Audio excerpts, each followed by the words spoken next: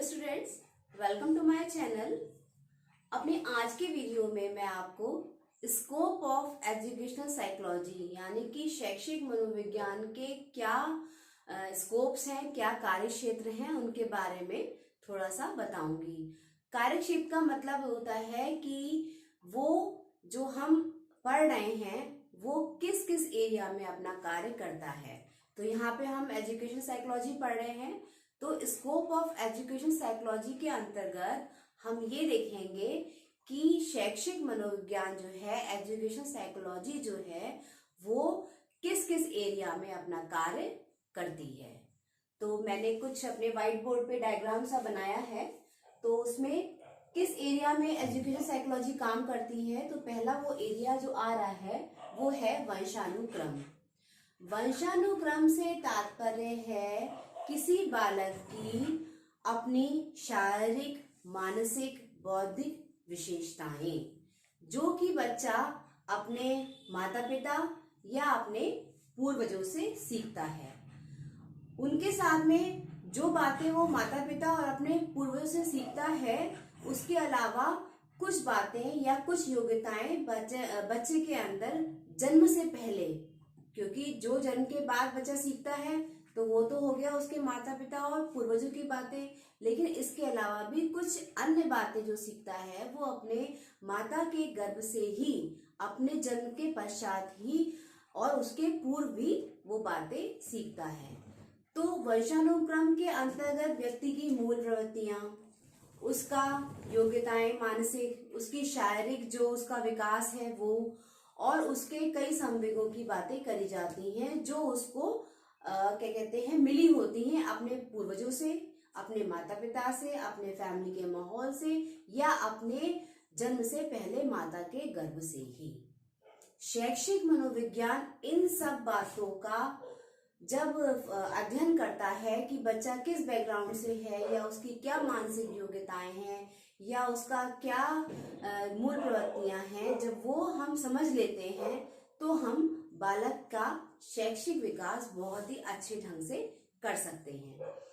क्योंकि शैक्षिक विकास तब तक नहीं होगा जब तक हम बालक की जो प्रवृत्तियां हैं उनको नहीं समझेंगे, क्योंकि हर बालक का अपना इंडिविजुअल डिफरेंसेस है, हर बालक की अपने क्रियाकलाप हैं, हर बालक का अपना सोचना है, हर बालक का अपना क्या कहते हैं, अपना जो है शिक्षा को ग्रहण करने का ढंग है।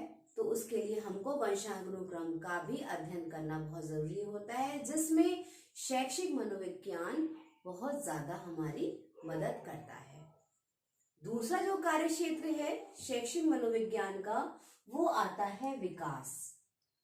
विकास से तात्पर्य है बालक का शारीरिक, मानसिक, संवेगात्मक, उसका क्या कहते हैं, ऑल ओवर डेवलपमेंट जो होता है।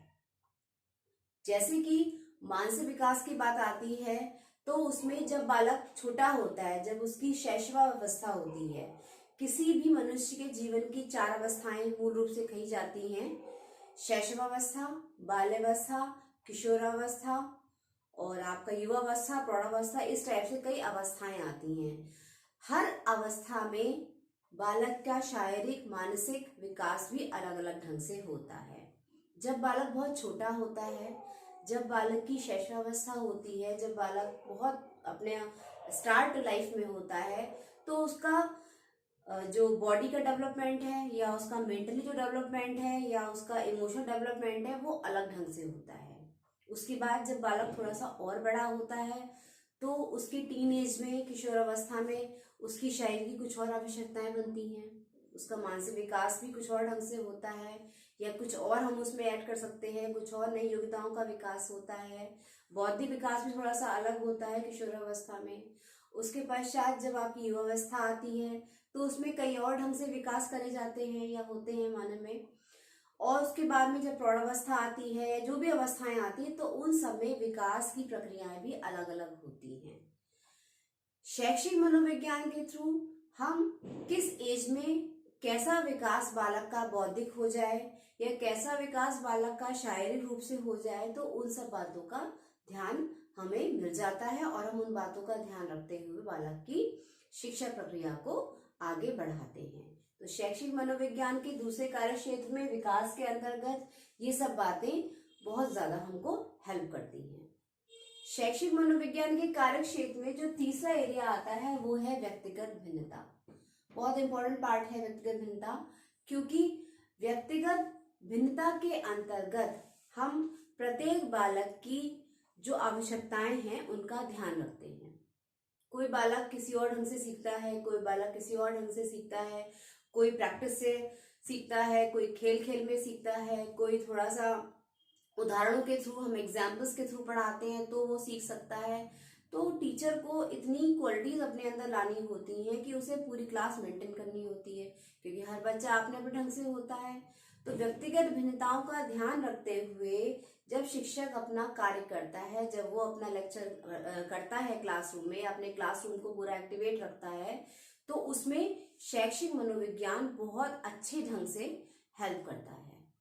हमको पता है हम किस ट्रिक से ये बात हम समझा सकते हैं, हमको पता है हम क्या एग्जाम्पल देके हम अपना इस वाले एग्जाम्पल के थ्रू हम बच्चे को ये कॉन्सेप्ट क्लियर कर सकते हैं। तो इसमें शैक्षिक मनोविज्ञान बहुत ही सपोर्ट करता है। एक क्लासरूम जब हमारा बनता है या जब हम एक क्लासरूम में अपना जो है टीचिंग प्रोसेस करते हैं, तो टीचर जो होता है उसको समझ में आ जाता है कि आज मैंने इस लेक्चर में इतनी इतनी बातों का ध्यान रखना है और इसमें हमें ये भी इंक्लूड करना है, इस वाले कॉन्सेप्ट में मैं आज ये भी इंक्लूड करता हूँ, इस वाले कॉन्सेप्ट में मैं इसको इंक्लूड करूंगा, ताकि मेरे हर एग्जाम्पल के थ्रू मैं थोड़ी ट्रिक अपनाऊंगा, थोड़े एग्जाम्पल दूंगा, थोड़े मस्ती में कहूंगा, थोड़े कोई किस्सा कहानी कह के बात को समझाऊंगा। तो इस तरीके से जो बच्चा जिस तरीके से समझना चाहता है, जिस वे में मेरे को सुनना चाहता है, वो सुनेगा और उसका कॉन्सेप्ट क्लियर हो जाएगा। ओवरऑल डेवलपमेंट करना है हमें, क्लास का भी ओवरऑल डेवलपमेंट करना है, हर तरीके से अपना एक कॉन्सेप्ट को समझाना है, तो वो हर ट्रिक्स को अपनाएगा। वो हमें जो सिखाता है, ये ट्रिक्स की जो बातें होती हैं ये हमें एजुकेशन साइकोलॉजी के थ्रू ही समझ में आती हैं, शैक्षिक मनोविज्ञान के थ्रू ही समझ में आती हैं। तीसरा जो एरिया है मनोविज्ञान का कार्य क्षेत्र का नेक्स्ट जो भी है वो है व्यक्तिगत, इंडिविजुअल। व्यक्तिगत तौर पे बात करें तो उसमें जो व्यक्तित्व की बातें होती हैं, जैसा आदमी की पर्सनैलिटी होती है, जैसे उसको हमें पर्सनैलिटी का डेवलपमेंट करना होता है, उसमें भी हमारा एजुकेशन साइकोलॉजी, शैक्षिक मनोविज्ञान बहुत ही हेल्प करता है। क्योंकि जो व्यक्तित्व होता है व्यक्ति का, उसकी पर्सनैलिटी में जो भी बातें होती हैं, उसमें किस चीज में कमी है बच्चे के अंदर या किस चीज का हमें विकास करना है, वो हमको एजुकेशन साइकोलॉजी के थ्रू ही पता चलता है। हम वो सब बातें इस एजुकेशन साइकोलॉजी के थ्रू, शैक्षिक मनोविज्ञान के थ्रू हम समझ पाते हैं। उसके बाद का जो कार्य क्षेत्र है शैक्षिक मनोविज्ञान का, वो आता है अपवादात्मक बालक। जो बालक कमजोर होते हैं, जिन बालकों का पिछड़ापन होता है, जिन बालकों की मेंटलिटी थोड़ी सी वीक होती है, या जिनका बौद्धिक विकास या शारीरिक विकास ढंग से नहीं होता है, उनकी एजुकेशन हम किस टाइप से करें, उनका विकास हम किस टाइप से करें, उनकी शिक्षा का हम कैसा प्रावधान रखें, तो इन सब बातों के लिए भी शैक्षिक मनोविज्ञान बहुत ज्यादा लाभदायक है, बहुत ज्यादा हेल्पफुल है। क्योंकि इसके अंतर्गत हमें ये सब बातें पता लगती हैं कि हम किन युक्तियों के थ्रू उस बच्चे का शिक्षक या उस बच्चे की शैक्षिक प्रक्रिया को पूरा कर सकते हैं। शैक्षिक मनोविज्ञान में जो अन्य कार्य क्षेत्र आता है वो है आपका अधिगम प्रक्रिया, लर्निंग प्रोसेस। अधिगम प्रक्रिया, सीखने का प्रोसेस, सीखने का ढंग। तो जब हमारा शैक्षिक मनोविज्ञान हमको इतना इंटरेस्टिंग वे बताता है, जो कि हम अपने बालक के सामने रखते हैं या अपने टीचिंग प्रोसेस में उन सारे ट्रिक्स को या जो भी स्ट्रेटेजी हम उसको अपनाते हैं, तो उसमें हम ये बात देख लेते हैं कि किस बात में बालक इंटरेस्टेड है, कैसे हमारी अधिगम प्रक्रिया अच्छे से होती है, कैसे बालक लर्निंग कर पाता है। अधिगम प्रक्रिया, सीखने का ढंग, सिखाने का ढंग, सीखने के प्रोसेस, ये सब तो मेन है ना शैक्षिक मनोविज्ञान में या शिक्षा को प्राप्त करने में। जब लर्निंग और जितनी भी हमारा नेचर है या जो सीखने का ढंग है, जो ये सब बातें हमको जब अच्छे से हमको इंटरेस्टेड होती हैं, जब बालक इंटरेस्टेड होता है इन सब बातों में, तभी हमारा अधिगम प्रक्रिया अच्छे से बनती है, तभी हम शैक्षिक मनोविज्ञान के थ्रू अपनी अधिगम प्रक्रिया को अच्छे से कर सकते हैं। तो अधिगम प्रक्रिया के अंतर्गत सीखने का ढंग, सिखाने का ढंग, ये सब बातें आती हैं जिसमें हमें शैक्षिक मनोविज्ञान बहुत ही मदद करता है। उसके बाद में जो अन्य कार्य क्षेत्र है शैक्षिक मनोविज्ञान का, वो है पाठ्यक्रम निर्माण। आज के टाइम में जो आज का टाइम पीरियड चल रहा है उसमें सिलेबस का बहुत बड़ा महत्व है। सिलेबस ऐसा हो जो कि बच्चे के लिए हेल्पफुल हो हर तरीके से, जिसमें बच्चा अन्य व्यवसाय में जाए या अपनी लाइफ में कुछ भी करे तो वो सिलेबस ऐसा हो जो बच्चे का कंप्लीट ढंग से बच्चे को परफेक्ट बना सके। तो सिलेबस का परफेक्ट होना बहुत बड़ा सपोर्ट करता है उसमें हमारी शैक्षिक मनोविज्ञान। शैक्षिक मनोविज्ञान के थ्रू हम बालक की योग्यताएं हैं, उनकी कुशलताएं हैं, उनका अधिगम प्रक्रिया है, उनका जो ढंग है सीखने का, तो सब बातें हम समझ लेते हैं कि हमें कैसे करना है, और उसी के अकॉर्डिंग हमारा जो है वो सिलेबस तैयार होता है। सिलेबस को तैयार करने में शैक्षिक मनोविज्ञान बहुत हेल्प करता है। सिलेबस जब हमारा ना इंटरेस्टिंग होता है, जब हमारा सिलेबस बहुत इंटरेस्टिंग होगा तो बालक उसको पढ़ेगा, और सिलेबस हमारा इंटरेस्टिंग तब होगा जब हम शैक्षिक मनोविज्ञान का ध्यान रखेंगे। जब हम बालक की कुशलताओं का, उनकी योग्यताओं का, उनका क्या इंटरेस्ट जा रहा है, उनका किस चीज में क्या उसको आगे जो है वो बढ़ाएगा, क्योंकि हर बालक अपनी अलग अलग व्यक्तिगत भिन्नताओं के संग होता है। तो हम जब सब बातों का ध्यान अपने पाठ्यक्रम में रख लेंगे तभी तो हमारा टीचिंग प्रोसेस बढ़िया बनेगा। तो सिलेबस बहुत ज्यादा सपोर्ट करता है, और सिलेबस का सपोर्ट करता है शैक्षिक मनोविज्ञान। शैक्षिक मनोविज्ञान के अंतर्गत अन्य जो कार्य क्षेत्र आता है वो है मानसिक स्वास्थ्य। बहुत जरूरी है ये मानसिक स्वास्थ्य, क्योंकि जब हमारा हम मेंटली हेल्दी नहीं होंगे, हमारा जो माइंड है वो हेल्दी नहीं होगा, चाहे वो टीचर हुआ, चाहे वो बालक हुआ, चाहे हमारा टीचिंग प्रोसेस हुआ, हर चीज में हेल्दी होना बहुत जरूरी है, मानसिक और शारीरिक दोनों ही ढंग से। मानसिक स्वास्थ्य क्यों जरूरी है? क्योंकि जब हम बिल्कुल कूल माइंड होंगे, हमारा मानसिक स्वास्थ्य बिल्कुल अच्छा होगा, हम स्वस्थ होंगे मानसिक तौर पे, तभी हम अपना कोई भी लर्निंग प्रोसेस है या हम कोई भी एजुकेशन प्रोसेस है उसको सीख पाएंगे। तो जो मानसिक स्वास्थ्य को बनाए रखने के लिए या मानसिक स्वास्थ्य को विकास करने के लिए भी शैक्षिक मनोविज्ञान बहुत ही सपोर्ट करता है। अब एक टीचर है, मान लीजिए मैं हूं, अब मेरा माइंड बहुत टायर्ड है, मेरे को समझ में नहीं आ रहा है कि मैं कैसे पढ़ाऊं, मेरे को बहुत कंफ्यूजन है, मेरा माइंड बहुत अपसेट है, तो मैं क्या समझा पाऊंगी और क्या मेरा जो स्टूडेंट है वो समझ पाएगा? ऐसे जो स्टूडेंट है वो बैठा है मेरे सामने, या कोई भी मुझे देख रहा है, अब तो खैर जो भी है ऑनलाइन सब चलता है, तो अगर बच्चा माइंड से भी और फिजिकल भी, माइंड और फिजिकल दोनों से जब तक बच्चा स्ट्रांग नहीं है तो वो क्या मुझे सुनेगा? जब उसका माइंड हेल्दी होगा, जब उसका माइंड बिल्कुल शांत होगा, बिल्कुल स्वस्थ होगा, टायर्डनेस नहीं होगी, तभी तो वो मेरे को सुनेगा या मैं उसको अपनी बात को कह पाऊंगी। इन मानसिक स्वास्थ्य की प्रक्रिया में भी शैक्षिक मनोविज्ञान बहुत ही सपोर्ट करता है। उसके बाद जो अन्य कार्य क्षेत्र आता है वो है आपका शिक्षण विधियां। शिक्षण विधियां बहुत ज्यादा इम्पोर्टेंट है। इम्पोर्टेंट तो सब है, अपनी अपनी जगह सबकी अपनी अपनी इम्पोर्टेंस है, लेकिन शिक्षण विधियों की इम्पोर्टेंस इसलिए है कि हम एक ही शिक्षण विधि हर एरिया में नहीं अपना सकते। जब हम अपना कोई भी लेक्चर करते हैं या हम कोई भी अपना टीचिंग प्रोसेस स्टार्ट करते हैं तो हमको ये समझना होता है कि हमारा कौन सा टीचिंग विधि, हमारा सा कौन सा टीचिंग का जो एरिया है वो उस बात को सपोर्ट करेगा। कभी कभी कुछ एग्जाम्पल्स ऐसे होते हैं जिसमें हमको किस्से कहानियां सुनानी पड़ती हैं उस कॉन्सेप्ट को क्लियर करने के लिए, कि भाई एक चीज हमने बताई कि ये चीज ये होती है, तो चलिए इसके बारे में मैं आपको एक किस्सा कहानी सुनाती हूँ या सुनाता हूँ। तो वो किस्सा या कहानी या कोई भी दूर दराज का कोई भी एक्सपीरियंस आदमी अपना लाइफ का सुनाता है और उस बात को क्लियर करता है। तो यहाँ पर एग्जाम्पल वाली शिक्षण विधि जो है वो सपोर्ट करती है। कभी कभी क्या होता है, हमको ऐसा टॉपिक पढ़ाना होता है जिसमें हमें पूरा डायग्राम बनाने पड़ते हैं।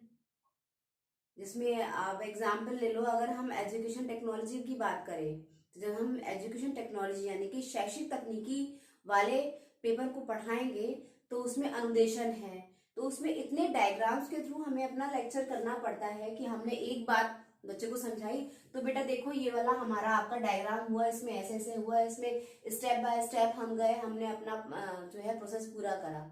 तो उसमें क्या होता है, हमें डायग्राम की बहुत सपोर्ट चाहिए होती है, तो वो लेक्चर हमारे डायग्राम बेस बन जाते हैं।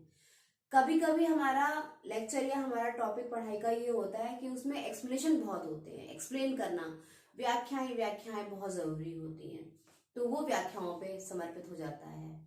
कभी कभी हमारा लेक्चर ऐसा होता है जिसमें हमें खेल खेल में हमें बातें समझानी पड़ती हैं। ये खेल खेल वाला जो बात होती है वो प्राइमरी बच्चों के लिए बहुत ज्यादा सपोर्ट करती है, जो बच्चे खेल खेल में सीखना चाहते हैं। तो वहां पे ना तो हमारा लेक्चर काम आएगा, ना हमारा डायग्राम काम आएगा, और ना हमारे किस्सा कहानी काम आएंगे। किस्सा कहानी कहीं भी हद तक काम भी आ सकते हैं, लेकिन डायग्राम और एक्सप्लेनिंग काम नहीं आएगी। बच्चा या तो खेल में सीखेगा या एग्जाम्पल के थ्रू सीख लेगा। एक और एग्जाम्पल होता है हमारा शिक्षण विधियों में कि हमको जो है वो एक मॉडल तैयार करना पड़ता है, हम मॉडल के थ्रू पढ़ा लेते हैं। तो जैसा शिक्षण विधि या जैसा टॉपिक, जिस टॉपिक पे जौन सी शिक्षण विधि सपोर्ट कर रही है, जो शिक्षण विधि उसके लिए फिट बैठ रही है, तो हम वहां पे वो शिक्षण विधि लगाते हैं जिसमें क्या सपोर्ट करता है, एजुकेशन साइकोलॉजी, शैक्षिक मनोविज्ञान बहुत सपोर्ट करता है। तो ये तो हुए शैक्षिक मनोविज्ञान के कार्य क्षेत्र की किस किस एरिया में शैक्षिक मनोविज्ञान कार्य करता है। इसके अलावा मूल्यांकन में भी बहुत जरूरी है शैक्षिक मनोविज्ञान। जब हम बच्चे को इवेल्यूट करते हैं, जब हम उसकी योग्यताओं का या जब हम उसकी एक्टिविटीज का रिजल्ट निकालते हैं, उसमें भी शैक्षिक मनोविज्ञान बहुत ही सपोर्ट करता है। तो ये तो हो गए हमारे कार्य क्षेत्र। अब एक टीचर के लिए, एक अध्यापक के लिए शैक्षिक मनोविज्ञान की क्या उपयोगिताएं हैं। जब तक एक टीचर, ये मैंने भी पहले कई बार कह चुकी हूँ, जब तक एक टीचर बच्चे की साइकोलॉजी को नहीं समझ पाएगा, वो अपना टीचिंग प्रोसेस पूरा नहीं कर पाएगा। उसे बच्चे के जो इमोशनल, उससे बच्चे के साइकोलॉजिकल सारे एरियाज को समझना बहुत जरूरी है। हम तो बोल गए, बच्चा नहीं समझ पाया, कोई फायदा नहीं है। तो देखिए, एक टीचर के लिए मनोविज्ञान की क्या उपयोगिताएं हैं। पहली उपयोगिता, व्यापक दृष्टिकोण प्रदान करना। व्यापक दृष्टिकोण प्रदान करना से तात्पर्य है कि टीचर बिल्कुल वाइड, उसका जो वो होता है एटीट्यूड जो है उसका वाइड हो जाता है। वो पूरा अपने वाइड तरीके से, व्यापक तरीके से सोचता है, बहुत बड़े उस पे लेवल पे सोचता है। उसका माइंड जो है वो इतना अच्छा सपोर्ट करता है शैक्षिक मनोविज्ञान उसमें कि चाहे बच्चा कमजोर हो तो भी बच्चा टीचर के लिए अच्छा है, तो भी वो अपना काम करेगा। चाहे बच्चा बहुत ज्यादा होशियार है तो भी उसके लिए टीचिंग अच्छी है, वो टीचर उसके लिए भी कार्य करेगा। उसके लिए सारे बच्चे बराबर। एक टीचर के लिए कभी भी एक बच्चा बहुत अच्छा नहीं होता है, सारे बच्चों से ही उसका क्लास है, सारे स्टूडेंट उसके लिए बहुत ज्यादा उसके प्रिय होते हैं, उसको सब अच्छे लगते हैं। तो उसका जब तक दृष्टिकोण व्यापक नहीं होगा, उसमें हर इंडिविजुअल डिफरेंसेस को समझने की कोशिश नहीं होगी, तब तक उसका विकास नहीं हो पाएगा, ना तो बच्चे का ना उस टीचर के माइंड का। तो जब व्यापक दृष्टिकोण स्थापित होता है तो बच्चे का तो क्लासरूम में उसका टीचिंग प्रोसेस भी अच्छा होता है और टीचर का पढ़ाने का ढंग भी अच्छा हो जाता है। हमारा क्लासरूम का जो लेक्चर है वो इफेक्टिव हो जाता है। तो मनोविज्ञान में व्यापक दृष्टिकोण प्रदान करता है शैक्षिक मनोविज्ञान एक टीचर को। उसके बाद छात्रों के प्रति समदर्शी व्यवहार। समदर्शी मतलब हर किसी के लिए टीचर बिल्कुल समान व्यवहार करेगा, चाहे वो किसी भी बैकग्राउंड से हो, किसी भी फैमिली से हो, किसी भी बौद्धिक योग्यता से हो, किसी भी उसका जो सीखने का ढंग है, किसी भी एरिया से वो सीखना चाहता हो, कैसा भी बालक है, सब सारे बालकों के लिए टीचर का समदर्शी व्यवहार रहेगा। फिर आया आपका श्रेष्ठ शिक्षण विधियों की जानकारी। जी हाँ, शैक्षिक मनोविज्ञान श्रेष्ठ शिक्षण विधियों की जानकारी देता है कि हमने कैसी शिक्षण विधि कैसे एरिया में हमें यूज करनी है, कैसी हमें शिक्षण विधि उसमें स्थापित करनी है। फिर आता है बालकों के स्वभाव की जानकारी हमको मिलती है शैक्षिक मनोविज्ञान के थ्रू। कैसा बच्चे का नेचर है, क्या वो झगड़ालू है, क्या वो बहुत पोलाइट है, क्या वो बहुत जल्दी गुस्सा हो जाता है, क्या वो चुप रहता है, क्या वो अपनी बातों को छुपाता है। तो जैसा नेचर हमको समझ में आता है, हम समझ जाते हैं बालक किस ढंग से सीखना चाहता है, हम अपने को वैसा ही पेश कर सकते हैं। जैसी नदी है, जैसा पानी बह रहा है, जैसा हवा चल रही है, टीचर ने अपने आप को उसी हवा में मतलब उसी हवा में टीचर चल दिया, उसी शिक्षण विधि से टीचर ने अपना कार्य पूरा कर दिया। फिर आता है व्यक्तिगत भिन्नताओं का ज्ञान। वो भी सेम वही चल रहा है कि अलग अलग बच्चा अलग अलग व्यक्तिगत भिन्नता को लेकर आता है, उसमें शैक्षिक मनोविज्ञान हेल्प करता है, तो टीचर के लिए शैक्षिक मनोविज्ञान उपयोगी हो गया। फिर आया अनुशासन बनाए रखने के लिए। अनुशासन का मतलब है खुद में शासित होना, स्वशासित होना। चाहे बालक हुआ या हम हुए, जब हम अपने आप में खुद से शासित रहेंगे तो हमारी शिक्षण प्रक्रिया पूरी हो जाएगी, अच्छे से पूरी हो जाएगी। तो अनुशासन में भी बहुत सपोर्ट करता है शैक्षिक मनोविज्ञान। उसके बाद में बालक के चतुर्मुखी विकास के लिए भी बहुत ज्यादा जरूरी है शैक्षिक मनोविज्ञान। फिर आता है व्यवसायिक दिशा प्रदान करने हेतु। व्यवसायिक दिशा प्रदान करने हेतु बालक के लिए शैक्षिक मनोविज्ञान भी सपोर्ट करता है और टीचर के लिए भी बहुत सपोर्ट करता है कि हमने किस टाइप का एजुकेशन देना है ताकि उसका व्यवसायिक शिक्षा प्रदान हो, वो अपने आगे जीवन के लिए क्या व्यवसाय, क्या एरिया, क्या दिशा तय करना चाहता है, उसमें उसकी हेल्प हो सके। फिर है मूल्यांकन की नवीन विधियों हेतु। मूल्यांकन सिर्फ आपने एग्जाम लिया और आपने रिपोर्ट कार्ड उसकी कॉपी चेक करी, उसका आंसर शीट चेक करी और आपने उसमें ग्रेडिंग दे दी या आपने उसमें नंबरिंग कर दी, तो ये एक इवैल्यूएशन नहीं होता है। अब इवैल्यूएट करने की भी बहुत ज्यादा टेक्निक्स हैं, बहुत ज्यादा ट्रिक्स हैं। कभी कभी हम कुछ एक्टिविटीज के थ्रू बच्चे को इवैल्यूएट करते हैं, कभी कभी हम क्लासरूम में ही कुछ छोटे मोटे माइक्रो टीचिंग या मैक्रो टीचिंग करा के हम उसको कर लेते हैं, कभी कभी हम कुछ कंपटीशंस करा के बच्चे को इवैल्यूएट करते हैं, कभी कभी हम असेसमेंट देते हैं, कुछ प्रोजेक्ट देते हैं, उसके थ्रू हम बच्चे का असेसमेंट करते हैं, मूल्यांकन करते हैं।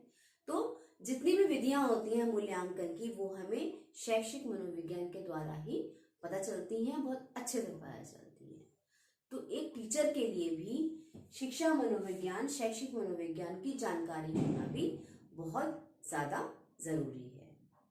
शैक्षिक मनोविज्ञान एक ऐसी प्रक्रिया है जो जिसमें टीचर, स्टूडेंट्स, उसका सिलेबस, तीनों को बहुत सपोर्ट मिलती है।